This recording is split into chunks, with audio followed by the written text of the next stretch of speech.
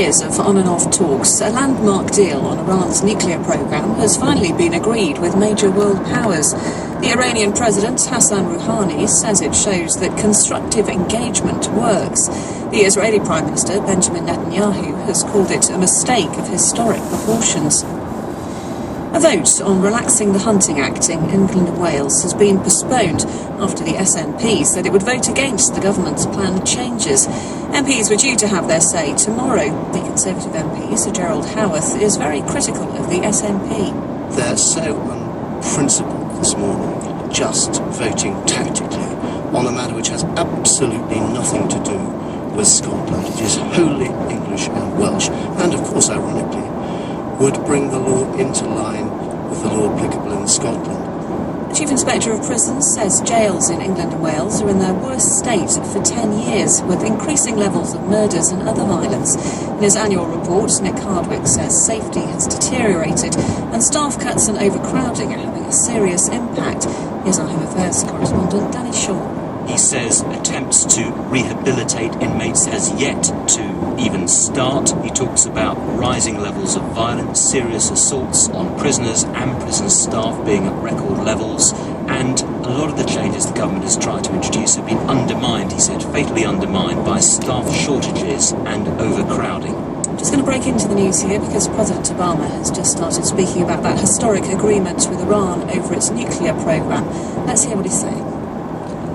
Today, after 2 years of negotiations, the United States, together with our international partners, has achieved something that decades of animosity has not. A comprehensive long-term deal with Iran will prevent it from obtaining a nuclear weapon. This deal demonstrates that American diplomacy can bring about real and meaningful change.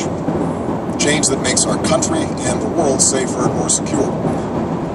This deal is also in line with a tradition of American leadership.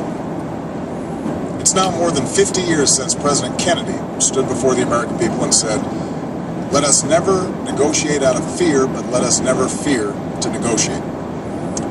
He was speaking then about the need for discussions between the United States and the Soviet Union, which led to efforts to restrict the spread of nuclear weapons. In those days, the risk was a catastrophic nuclear war between two superpowers. In our time, the risk is that nuclear weapons will spread to more and more countries, particularly in the Middle East, the most volatile region in our world. Today, because America negotiated from a position of strength and principle, we have stopped the spread of nuclear weapons in this region. Because of this deal, the international community will be able to verify that the Islamic Republic of Iran will not develop a nuclear weapon. This deal meets every single one of the bottom lines that we established when we achieved a framework earlier this spring. Every pathway to a nuclear weapon is cut off, and the inspection and transparency regime necessary to verify that objective will be put in place. Because of this deal, Iran will not produce the highly enriched uranium and weapons-grade plutonium that form the raw materials necessary for a nuclear bomb. Because of this deal, Iran will remove 2/3 of its installed centrifuges, the machines necessary to produce highly enriched uranium for a bomb, and store them under constant international supervision. Iran will not use its advanced centrifuges to produce enriched uranium for the next decade. Iran will also get rid of 98% of its stockpile of enriched uranium. To put that in perspective, Iran currently has a stockpile that can produce up to 10 nuclear weapons. Because of this deal, that stockpile will be reduced to a fraction of what would be required for a single weapon. This stockpile limitation will last for 15 years. Because of this deal, Iran will modify the core of its reactor in Iraq so that it will not produce weapons-grade plutonium. And it has agreed to ship the spent fuel from the reactor out of the country for the lifetime of the reactor. For at least the next 15 years, Iran will not build any new heavy water reactors. Because of this deal, we will, for the first time, be in a position to verify all of these commitments. That means this deal is not built on trust. It is built on verification.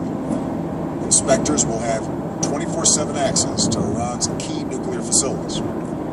Iran will have access to Iran's entire nuclear supply chain, its uranium mines and mills, its conversion facility, and its centrifuge manufacturing and storage facilities. This ensures that Iran will not be able to divert materials from known facilities to covert ones. Some of these transparency measures will be in place for 25 years. Because of this deal, inspectors will also be able to access any suspicious location. Put simply, the organization responsible for the inspections, the IAEA, will have access where necessary, when necessary. That arrangement is permanent. And the IAEA has also reached an agreement with Iran to get access that it needs to complete its investigation into the possible military dimensions of Iran's past nuclear research. Finally, Iran is permanently prohibited from pursuing a nuclear weapon under the Nuclear Non-Proliferation Treaty, which provided the basis for the international community's efforts to apply pressure on Iran. As Iran takes steps to implement this deal, it will receive relief from the sanctions that we put in place because of Iran's nuclear program, both America's own sanctions and sanctions imposed by the United Nations Security Council. This relief will be phased in. Iran must complete key nuclear steps before it begins to receive new sanctions relief. And over the course of the next decade, Iran must abide by the deal before additional sanctions are lifted, including 5 years for restrictions related to arms and 8 years for restrictions related to ballistic missiles. All of this will be memorialized and endorsed in a new United Nations Security Council resolution. And if Iran violates the deal, all these sanctions will snap back into place. So there's a very clear incentive for Iran to follow through, and there are very real consequences for a violation. That's the deal. It has the full backing of the international community. Congress will now have an opportunity to review the details. My administration stands ready to provide extensive briefings on how this will move forward. As the American people and Congress review the deal, it will be important to consider the alternative. Consider what happens in a world without this deal.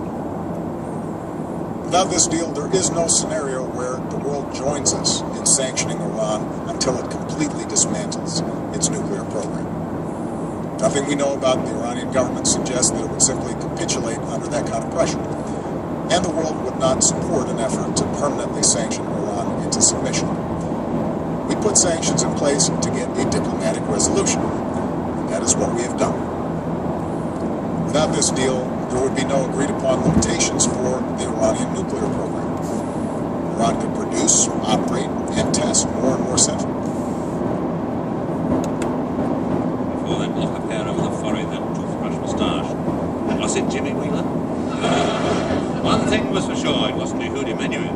Suddenly I felt something small and hard pressed into the small of my back. All right, Mr. Special Agent Horn, one move and you're a dead man. I have a loaded Frankfurter sausage in my hand. And I'm not afraid to use it. Is it cocked? No, they all bend this way. Now start walking and don't look around. Why not? I want to remember you the way you are.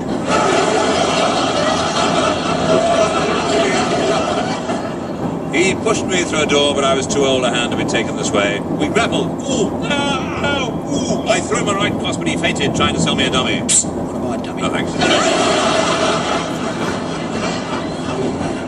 Suddenly something hit me on the back of the head, and I felt myself going out. Excuse me, I'm going out. Well, hurry back. We've got pages of this, Cos. We'll have to get When I came to, I found myself lying on a fluffy white bearskin, which I realized with a gasp of horror was still attached to a huge fluffy white bear. Where am I, Gus? Where am I? Where am I? Halfway down, page 16. You are being kept prisoner in disused Cenopod mine, moored off the coast of Hampstead Garden suburb. It was my dreaded adversary, Dr. Juan Ginsberg. He spoke again.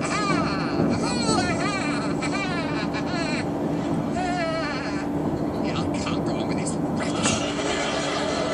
It's a farm. I mean, why don't you get some decent writers, Ducky? Terence Rattigan, you would get. Yes, very good. Then we could have Prince Philip introduce the show. Yes, I've been anything on Nelson. Very good, but oh no, we don't get things with a class like that.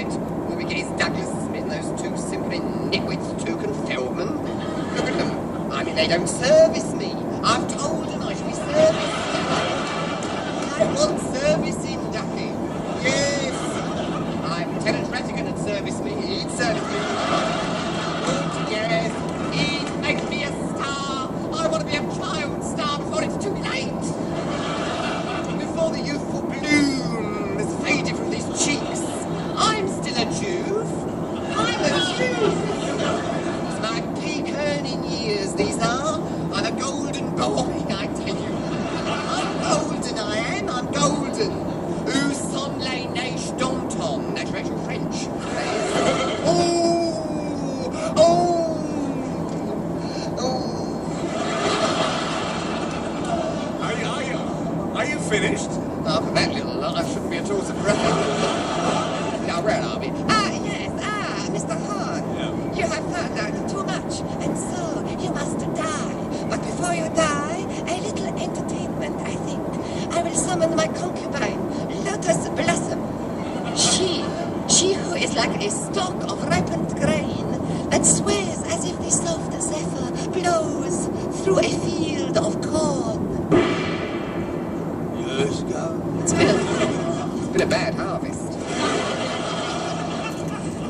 Which of my many delights would you care to sample, O master? Would you like me to perform the exquisite ritual mime what I do up the Japanese No Theatre and Working Men's Club?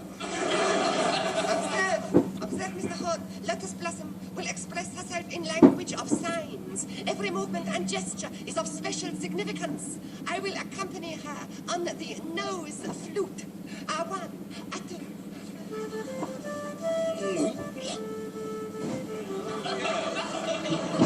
Yes, I've seen this done before. That means man. That means woman. And that gesture means, good heavens, no, it can't be. A wife. Man emerges from Mother Earth, struts his little art upon the stage of life and returns sadder but wiser to the dust from which he came. Is that right? Lotus Blossom? I don't know, I ain't started yet. I'm just having a scratch. Should I commence now? I'd sooner die if it's all the same to you.